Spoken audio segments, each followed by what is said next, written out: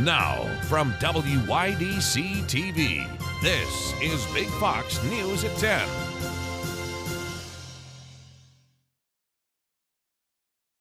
Good evening, I'm Anna Manuel. Memorial Day celebrations were held all across the Twin Tiers today, but there was an extra special one in Horseheads. Big Fox's Josh Feldberg was with the Horseheads Fire Department today.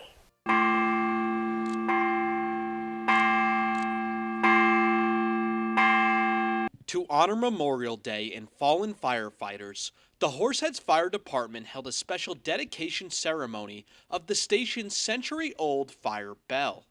Today we pay honor to the past and the future men and women of the fire department and to celebrate our community in which we so proudly serve and protect.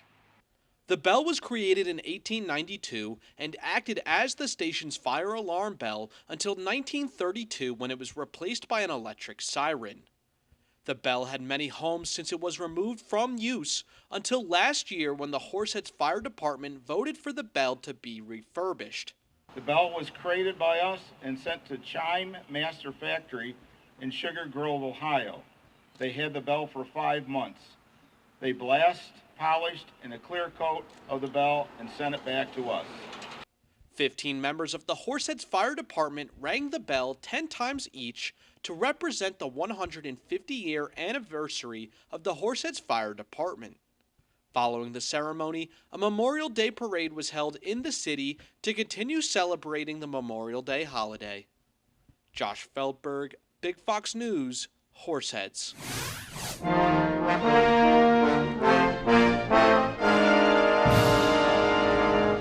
President Biden pays tribute to our fallen troops at Arlington National Cemetery. The commander-in-chief was joined by Vice President Kamala Harris and Defense Secretary Lloyd Austin as he laid a wreath at the tomb of the unknown soldier.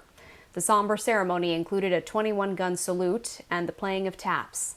First Lady Dr. Jill Biden and Second Gentleman Doug Emhoff were also in attendance. The commander-in-chief remembering the lives lost to preserve the idea of the United States of America.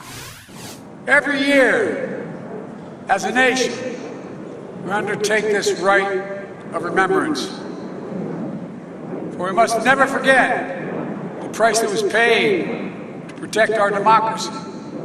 We must never forget the lives these flags, flowers, and marble markers represent.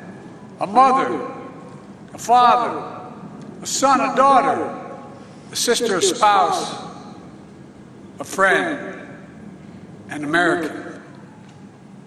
Every year we remember, and every year it never gets easier. President Biden also adding that the country has a duty to support troops when they return home.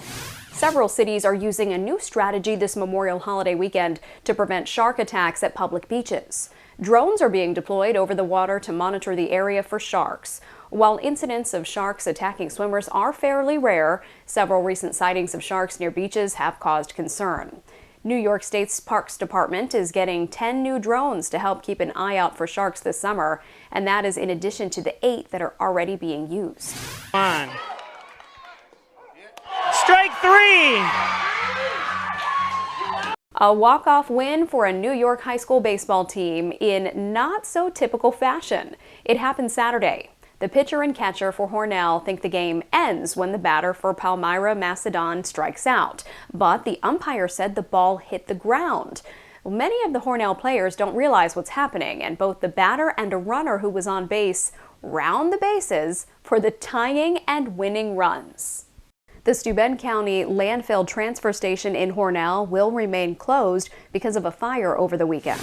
According to the Steuben County Public Works Commissioner Eric Rose, that fire happened on Saturday, May 27th. The cause of the fire still unknown at this time.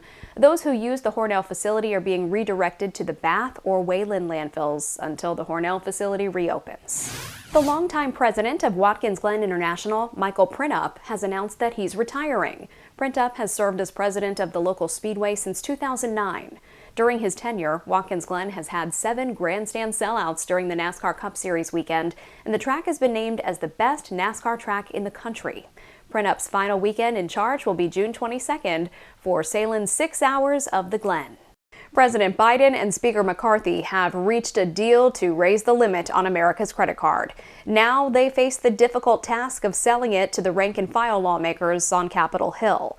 Mark Meredith brings us up to speed. President Biden and House Speaker McCarthy have reached a deal to raise the nation's debt limit. And now comes the hard part, convincing lawmakers from both parties to move the legislation forward fast. It would raise the debt ceiling until January 2025, also sets budget caps for the next 2 years, keeping non-defense spending flat for this upcoming fiscal year, and only allowing a 1% increase the year after. The agreement prevents the worst possible crisis, a default, for the first time in our nation's history. We still have a lot of work to do, but I believe this is an agreement in principle that's worthy of the American people. Most Republicans say they're generally satisfied with the deal, but at least 6 are reportedly either planning to vote no or strongly leaning that way. And more could jump on board ahead of the final vote. My concerns are national security, and I think the #1 job of the federal government is to keep us safe. The agreement also claws back unspent COVID funds and reallocates money originally meant for the IRS. President Biden now urging lawmakers to move quickly, and timing matters.